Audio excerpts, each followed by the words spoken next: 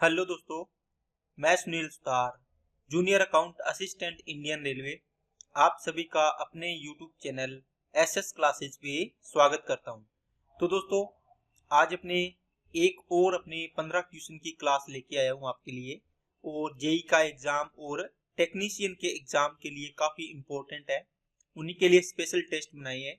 जो expected paper है वो बनाया है। ये सवाल आपके एग्जाम में आ सकते हैं। ठीक है, तो ये लेवल अच्छे से करके जाना दोस्तों। काफी बढ़िया सवाल आते हैं पेपर में, आपको भी पता है जेई और टेक्नीशियन का। तो जेई के एग्जाम चल रहे हैं, टेक्नीशियन के आगे चलने हैं। तो इन टेक्नीशियन वालों को भी ये एग्जाम लगाने हैं ताकि उनको भी उनका लेवल भी अगर थोड़ा सा अच्छा आए तो उनको भी दिक्कत ना आए। ठीक है ना। तो अगर आपने ये पेपर लगा लिया तो आपको बहुत सारी चीजें क्लियर होगी और नई चीजें सीखने को मिलेगी और पेपर को सोल्व करने की टेक्निक भी आपको पता चलेगी। ठीक है दोस्तों, चलिए क्लास को स्टार्ट करते हैं। अगर आप चैनल पे नए हो तो चैनल को सब्सक्राइब कर लें, बेल आइकन पे क्लिक कर लें जिससे आपको वीडियो की नोटिफिकेशन समय पर मिलती रहे। और दोस्तों, एनटीपीसी, एएलपी, सीवीटी 2 और ग्रुप डी के लिए मैंने क्लासेस स्टार्ट की है टॉपिक वाइज। तो ये सीरीज मैंने एनटीपीसी 90 डेज का आपके लिए बनाया है। 90 डेज अपने 3 मंथ में कंप्लीट करेंगे इसको। तो ये क्लासेस जरूर लगाएं, प्लेलिस्ट बनी हुई है, डिस्क्रिप्शन में लिंक दिया हुआ है, वहां से जाके प्लेलिस्ट विजिट करें। और आपको टॉपिक वाइज स्टडी करनी है तो वहां से आप कर सकते हैं।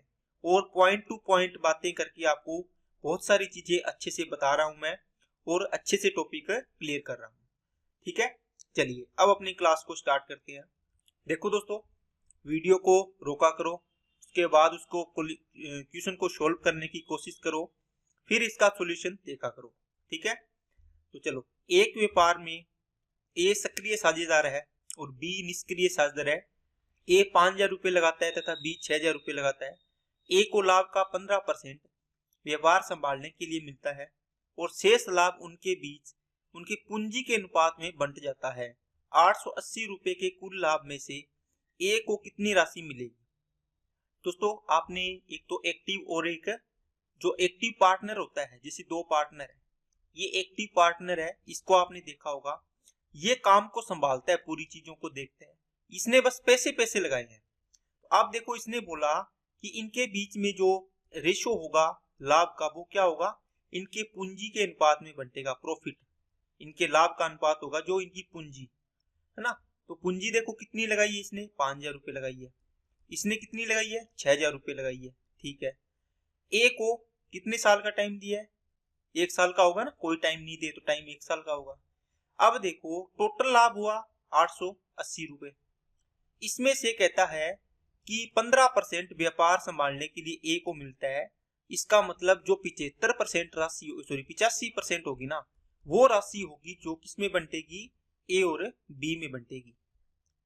ठीक है, ए और बी में किसके रेशो में, पूंजी के रेशो में। तो यहां से आप इसका रेशो बनाओ, इसका मतलब 5:6 के अनुपात में बंटेगी ये राशि जितनी आएगी। इसको कर लो सोल्व।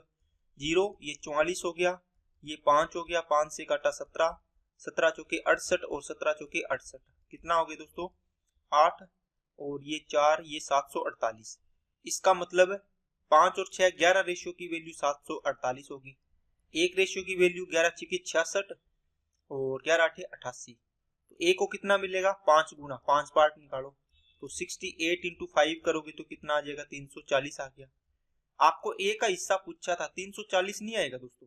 340 तो इसको लाभ में से हिस्सा मिला ही, 15% इसको वो भी तो मिला था। देखो 880 में से 15% आपने 748 घटा दो, 880 का 15% निकाल लो, या फिर आपको पता है ये घटा दो, ये बच जाएगा 0। ये 44 आ गया, ये कितना आ गया, 5 से काटा 3, 44 थी 132 रुपये ये मिलेंगे। ये 2 7 और 4, तो 472 रुपये ए को टोटल मिलेंगे। अगर बी को पूछता तो 6 पार्ट निकाल देते, इसका मतलब इसका 6 गुना, तो ये मिल जाता है इसको अलग कोई पैसा नहीं मिलना। नेक्स्ट, प्रत्येक 21 सेंटीमीटर की त्रिज्या वाले दो वृत्त एक दूसरे को इस प्रकार प्रतिच्छेद करते हैं कि प्रत्येक वृत्त एक दूसरे के केंद्र से होकर गुजरते हैं और वृत्तों के उभयनिष्ठ जीवा की लंबाई ज्ञात करो। देखो दो वृत्त है दोस्तों इस प्रकार, ये डायरेक्ट इसका फॉर्मूला आपको पता होना चाहिए। इसका केंद्र ये मान लो, इसका केंद्र ये है, इनके केंद्र के बीच की दूरी कितनी होगी? आप बोलोगे सर रेडियस होगी, रेडियस के बराबर। आपको ये पूछी है उभयनिष्ठ जीवा दोनों की है, इसकी लंबाई बताओ। इसका डायरेक्ट फॉर्मूला याद रखा करो दोस्तों, √3r होता है। ठीक है, तो √3 इंटू r की वैल्यू कितनी है? 21, तो 21/√3 आपका आंसर आ जाएगा। वैसे आप इसको बेसिक से कर सकते हो दोस्तों, क्लासेज में आपने किया है तो आपको पता होगा। ठीक है, इसकी उभयनिष्ठ जीवा की लंबाई ये निकालनी होती है, तो अपने क्या करते हैं, ये इसकी रेडियस होगी, ये इसका केंद्र इधर वाले का, ये इसका केंद्र है, तो ये तो होगी r के बराबर। अब देखो ये यहां से यहां तक मिलाओगे तो भी रेडियस होगी, यहां से यहां तक मिलाओगे तो भी रेडियस होगी। ये एक समबाहु त्रिभुज बनेगा इस प्रकार, ये भी r, ये भी r, ये भी r, तो इसकी ऊंचाई कितनी हो जाएगी? आप बोलोगे सर √3/2 इंटू r हो जाएगी। समबाहु त्रिभुज की ऊंचाई पता है ना। इसका मतलब यहां से यहां तक, तो यहां से यहां तक यह आधी आई थी ना, ये डबल हो जाएगी, आधी ये आधी ये, इसका मतलब डबल कर दो तो कितना आ जाएगा? √3r आ जाएगा। तो उभयनिष्ठ जीवा की लंबाई याद रख लेना, जिनके केंद्र से मतलब समान वृत्त दे रखे हैं दोस्तों 21 सेंटीमीटर की।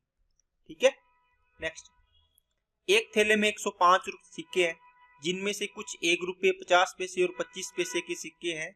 तो 1 रुपये के सिक्कों की संख्या निकालिए यदि थैले में 50.5 रुपये है और 25 पैसों के सिक्कों की संख्या 1 रुपये के सिक्कों की संख्या से 133.33% ज्यादा है।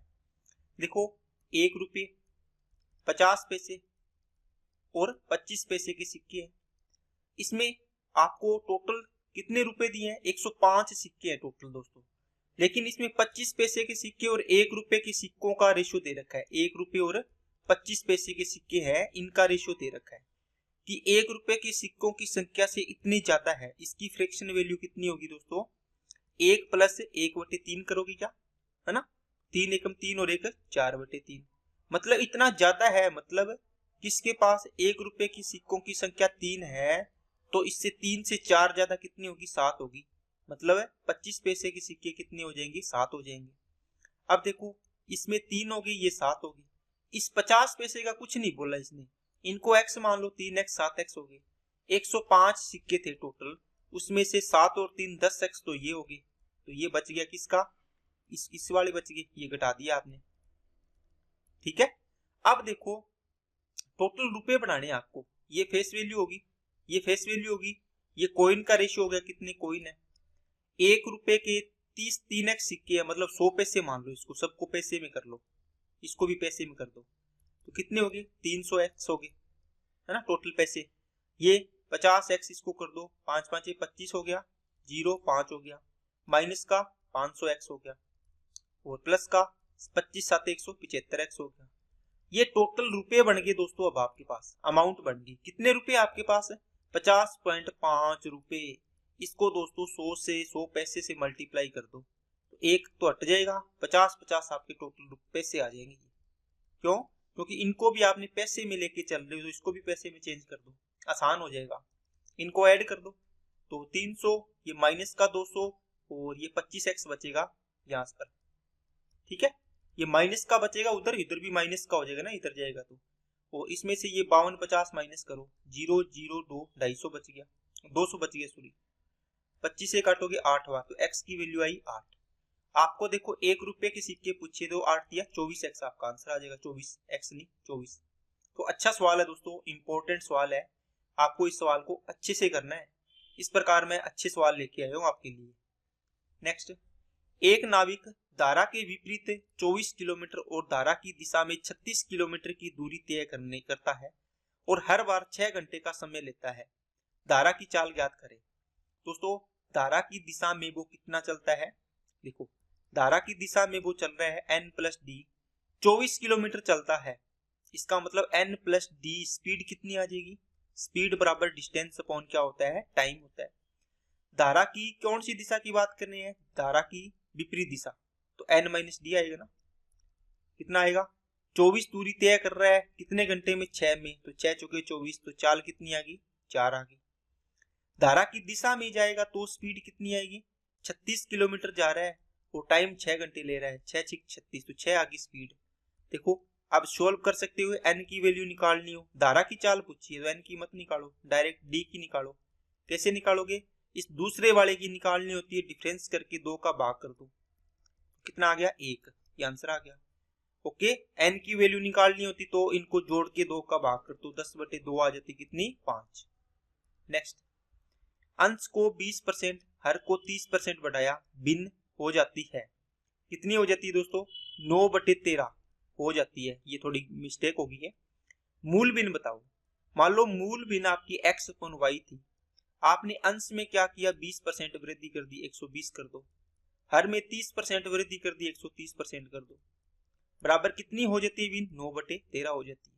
अब इसको काट दो, 10 बार गया, परसेंटेज से परसेंटेज कट गया, 0 से 0, 3 चौके 12, 3 तिया 9, तो x अपॉन y कितना आ गया दोस्तों 3/4 भिन्न थी मूल। नेक्स्ट, वह छोटी से छोटी संख्या ज्ञात कीजिए जिसे 5, 6, 7, 8 से विभाजित करने पर 3 शेषफल बचता हो और संख्या 9 की गुणज हो, मतलब 9 से डिविजिबल होगी, गुणज होने का मतलब। ठीक है, अब इसमें 9 का भाग करके देखो सब में, तो 9 का भाग जिसमें चला जाएगा या तो 2 होगी तो फिर अपने पूरा करना पड़ेगा, अगर एक ही संख्या होगी तो अपने देख लेंगे। 3 और 8 11, 11 और 6 17, 17 और 1 18। देखो 18 का मतलब 9 हो गया, या फिर 18 किसका मल्टीपल है, मतलब 9 का भाग जा रहा है, ये 9 का मल्टीपल है। 7 और 7 14, 14 और 6 20, 20 और 1 21, ये 9 का मल्टीपल नहीं है। 8 और 4 12 और 3 15, ये भी 9 का मल्टीपल नहीं है। 9 इसको छोड़ दो, 9 को, 8 और 1 9, ये 3 बच गया, 3 भी 9 का मल्टीपल नहीं है। ओके, तो आंसर कौन सा हो गया, ये वाला। अगर बेसिक से करना हो तो इन सभी का एलसीएम लो, कितना आएगा 8 इंटू 3 इंटू 7 इंटू 5, ये आएगा। तो 8 3 24, 5 120, 12 7 84, 840x हो गया। 840 के प्लस का रिमाइंडर 3 बचता है। ठीक है, रिमाइंडर कितना बचता है दोस्तों 3 बचना चाहिए। अब देखो ये संख्या आ गई, ये संख्या 9 से कंप्लीट डिविजिबल है, इसको छोटा कर लेंगे अपने यहां से डिवाइड करके। 9 9 81, 3 बचेगा, 0 9 3 27, 3 के बचेगा, तो 3k प्लस 3 डिवाइड होना चाहिए किससे 9 से। आप वैल्यू इसमें भी रख सकते हैं दोस्तों, लेकिन ये बड़ी हो जाएगी ना, आपने छोटी सी कैलकुलेशन कर लेंगे। k की वैल्यू 1 रखो, 3 3 और 3 6, 6 में 9 का भाग नहीं जा रहा, मतलब 1 पॉसिबल नहीं है। 3 दूनी 6 और 3 9, 9/9 का मतलब जा रहा है, इसका मतलब k बराबर 2 पर जा रहा है ये। इसमें वैल्यू पुट करो 2, 840 इंटू 2 प्लस 3। अब देखो कितना आएगा, 2 चौके 8, 2 8 16 और 3 ये जोड़ दो तो 1683 आपका आंसर आ गया। ये चीज आ रही है, ठीक है ना। ये चीज अपने इसलिए करते हैं कि कैलकुलेशन कम करनी पड़े। अब यहाँ पर 840 इंटू 1 प्लस 3 चेक करते, इसमें 9 का भाग चेक करते, इतनी लंबी कैलकुलेशन करते, फिर 840 into 2 into plus 3 divide by 9 check करते। इससे अच्छा है कि 9 का डिवाइड करके छोटा कर लिया करो, फिर इसको चेक करो, जल्दी जल्दी चेक हो जाता है। ठीक है, फिर जिस वैल्यू पर पॉसिबल है, सेटिस्फाई कर रहा है, वो वैल्यू इसमें पुट कर देंगे, वो अपनी संख्या आ जाती है। नेक्स्ट, पहले 6 धनात्मक विषम संख्याओं का औसत क्या है जिनमें से प्रत्येक 7 से विभाज्य है। अब दोस्तों आप 7 से डिविजिबल देखोगे तो पहली संख्या कितनी हो जाएगी 7 हो जाएगी, ठीक है, दूसरी 14, तीसरी 21, चौथी 28। लेकिन इसने क्या बोला, पहली 6 विषम संख्याएं होनी चाहिए जो 7 से डिविजिबल है। तो दोस्तों सम संख्याओं को हटा दो, यहाँ से 14 हटा दी, 28 हटा देंगे, है ना, तो क्या क्या आएगी, ओनली ओड मल्टीपल लेने, 7 3 21, 7 5 35, 7 7 49, 7 9 63 और फिर 77 आ जाएगा, होगी ना 6। देखो 1 2 3 4 5 6 सारे के सारे विषम है, देखो विषम संख्या में मल्टीपल। अब क्या होता है कि इनका एवरेज पूछा है, आप दोस्तों पहले और लास्ट का एवरेज अगर सेम अपने डिफरेंस चल रहा हो, इनमें सेम ही डिफरेंस चलेगा, ठीक है ना, तो पहले और लास्ट का एवरेज, सेकंड और सेकंड लास्ट का, थर्ड लास्ट का, फोर्थ लास्ट का एवरेज इसी प्रकार क्या होता है, सेम होता है। तो इन दोनों का एवरेज निकाल दो, चाहिए पहले और लास्ट का निकाल दो। देखो 7 प्लस 77 डिवाइड बाई 2 होगा, वही एवरेज क्या होगा, इनसे निकलेगा कितना, 35 प्लस 49 डिवाइड बाई 2, कितना आएगा 84, 42 आएगा आपका आंसर। नेक्स्ट, ये कोण दे रखा है, ए पूछे आपको, तो किस वैल्यू पुट करनी है दोस्तों, कोस। अब देखो इसमें आपका मान कितना आना चाहिए, ए की वैल्यू, ये 1 है बराबर में, इसका मान कितना है दोस्तों 1 है, ठीक है। किसकी वैल्यू, ए की वैल्यू क्या पुट करें कि इनका मान कितना आए, इसका मान कितना आए, 1 के बराबर आए। अब देखो साइन 90 1 होता है, यहाँ पे कोस 90 0 होता है, तो 0 इंटू 0 हो गया, तो 0 प्लस 1 आ जाएगा, तो आंसर आ गया 90 डिग्री पुट करने पे आएगा।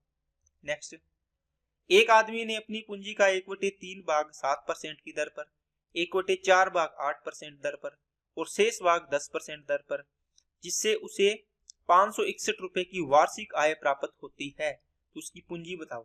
दोस्तों 1/3, 1/4 और शेष भाग, 3 और 4 का मल्टीपल मान लो दोस्तों, कितना टोटल 12। ठीक है, 12 का 1/3 भाग कितना हो गया दोस्तों, 4 हो गया। इसका 1/4 भाग कितना हो जाएगा, 3 हो जाएगा। अब देखो 4 और 3 7 है, 12 में से 7 गया, 5 भाग रिमेनिंग वाला बच गया। ये 7% पर, ये 8% पर और ये 10% पर। अब देखो परसेंटेज निकालोगे, ये डेसिमल में जाएगा, तो आप इसमें 0000 लगा लो, सभी में क्या दिक्कत है ना। इसके साथ भी 00 हो जाएगी, इसका इतना हो गया 1/3, 1/4, ये रिमेनिंग बच गया। 400 का 7%, 4 7 28, 8 तिया 24, 10 से काट तो करोगे तो 50 आ गया। ये टोटल इसका इनकम हुई है दोस्तों, इंटरेस्ट की इनकम, यही तो इनकम है इसकी। कितना हो गया, 4 और 8 12 और 2 4 9 और 1 10 हो गया। 102 की वैल्यू है 561। आपको टोटल पूछा है तो 1200 की वैल्यू निकालनी है, निकाल दो। 561 डिवाइड बाई 102 इंटू में 1200, तो काटो, 2 से करोगे 51 दूना और 51 एकम 51, 51 एकम 51, 2 से किया 600, 11 छिके 6600, तो आंसर आ गया डी। नेक्स्ट, 3 सह अभाज्य संख्याओं के समूह का HCF बताओ। दोस्तों सह अभाज्य संख्याएं वो होती है जिनका HCF क्या हो, 1 होता है हमेशा, है ना। चाहे वो 2 संख्याएं हो सह अभाज्य, जैसे 2 और मान लो कितनी है, सॉरी 9 और 25 है, जैसे प्राइम नंबर नहीं है लेकिन सह अभाज्य संख्याएं, इनका HCF 1 है। चाहे 3 संख्याएं हो, 9 हो गया, 25 हो गया और मान लो आप 16 मान लो, है ना। इन तीनों संख्याओं का HCF कितना होगा, 1 होगा। चाहे 4 संख्याएं हो, क्या हो दोस्तों, चाहे 4 संख्याएं हो, 16 हो, ठीक है, 25 हो और क्या हो दोस्तों, 21 हो, जैसे इनका HCF भी कितना आएगा, 1 आएगा। तीनों संख्याएं क्या होनी चाहिए, सह अभाज्य संख्याएं, तो HCF कितना होता है, 1। नेक्स्ट, त्रिभुज ABC में AB 7 centimetre, BC 10, AC 8, AD BAC का कोण द्विभाजक है, जहां D BC पर एक बिंदु है, BD निम्नलिखित में से किसके बराबर होगा। इंपॉर्टेंट सवाल है दोस्तों, काफी इंपॉर्टेंट है। देखो आपको एक ट्राइंगल दिया है, इस ट्राइंगल में आपको बोला A B और C, इसने बोला कि एक यहां से आंतरिक द्विभाजक है, कोण समद्विभाजक, इसका मतलब ये इस कोण को 2 पार्ट में डिवाइड करता है, सेम बराबर भागों में बांटता है। ठीक है, इसकी AB की लेंथ है 7, BC कितनी है, ये टोटल 10 होगी पूरी की पूरी, यहां से यहां तक, ये कितनी है 8 है। तो जो कोण समद्विभाजक की एक प्रॉपर्टी होती है वो क्या होती है दोस्तों, यहाँ पे इस D पॉइंट पे काटती है, तो AB अपॉन AC का रेशियो होता है वो इस सामने वाली, देखो ये AB है, इसके सामने ये रही इस, और इधर वाली AC इसके सामने ये है, इनके रेशियो के बराबर होता है, तो BD अपॉन क्या होता है, DC होता है। ठीक है, सेम रेशियो होता है इनका। इसका मतलब ये 7 अनुपात हो गया, तो ये कितना हो गया, 8 हो गया। टोटल कितना हो गया, 7 और 8 15 रेशियो में, और है कितनी, 10 सेंटीमीटर है। ठीक है, निकालना क्या है, BD की लेंथ निकालनी है, DC BD निकालनी है, तो BD निकालनी है तो निकालो, 10/15 इंटू में BD कितने पार्ट है, 7 पार्ट है, 5 दूनी 10, 5 तिया 15, 7 दूनी 14/3 आ गया इसका आंसर। अगर इसका निकालना होता तो दोस्तों DC की लेंथ है, तो निकालते आप 10/15 तो होना ही था, गुणा में 8 कर देते। ठीक है, 5 तिये 15 और 5 दूनी 10, 8 दूनी 16/3 इसका आ जाता। नेक्स्ट, 6 क्रमागत सम संख्याओं का एवरेज 35, इन 6 संख्याओं में से सबसे छोटी और सबसे बड़ी संख्या का सम का योग कितना होगा। अभी बताया दोस्तों पीछे सवाल एक एवरेज का, 6 का एवरेज 35 है, 6 सम संख्याएं हैं, इसका मतलब एवरेज 35 है, तो टोटल कितना बनेगा, 35 छिके 210 बन गया ना। लेकिन टोटल निकालने की जरूरत नहीं है आपको, एवरेज देखो 35 है, इसका मतलब बीच की 6 संख्याएं हैं टोटल, तो बीच की 2 संख्याओं का एवरेज आया होगा, कितना, इन दोनों का एवरेज आया होगा दोस्तों 35, तो टोटल कितना बनेगा, 70 बनेगा। बात समझ आ गया, ये वाला आंसर हो जाएगा। इसने बोला कि 6 संख्याएं हैं इस प्रकार 1 2 3 4 5 6। अब देखो बीच की 2 संख्याएं हैं, इन संख्याओं का एवरेज कितना आया होगा, 35 है। तो 35 इंटू 2 कर दो, यहाँ पे ए और ये बी है, ए प्लस बी डिवाइड बाई 2 करके आप एवरेज निकालते हो जो 35 आया। ए और बी का योग पूछे कितना आ जाएगा, 35 दूना 17 आ जाएगा। नेक्स्ट 12 पुरुष किसी काम को 8 दिन में, इसका मतलब 12 m इंटू 8 हो गया। 4 लड़के, ठीक है, उसी काम को 40 दिन में, 4 बॉयज, ठीक है।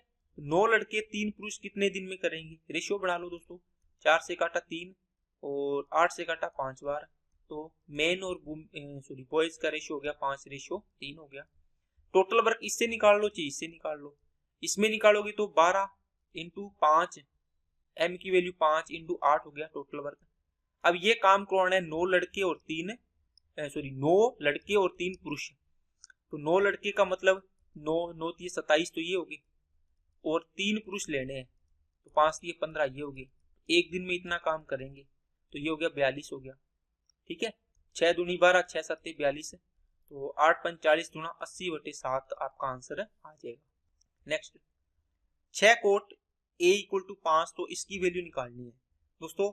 इस प्रकार का सवाल मिले ना, 6 कोस a plus sign a divide by क्या है दोस्तों, 6 कोस a माइनस का 4 साइन a।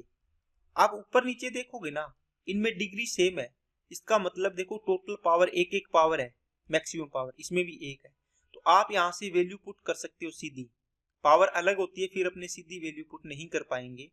इसका मतलब ये बनेगा कोस a डिवाइड बाई में साइन a बनेगा, बराबर में 5/6 बनेगा। देखो 6 इसके नीचे आ गया, इसका मतलब कोस की वैल्यू 5, साइन की वैल्यू 6 पुट कर दो, तो कोस 5 5 छिके कितना हो गया 30, और साइन कितना है 6, और ये कितना है 6 इंटू 5 30 हो गया, माइनस का ये कितना हो गया 4 छिके 24 हो गया, ठीक है। नीचे बच गया 6, ऊपर हो गया 36, तो 6:1, 6/1 आ गया मतलब, तो आंसर आ गया 6।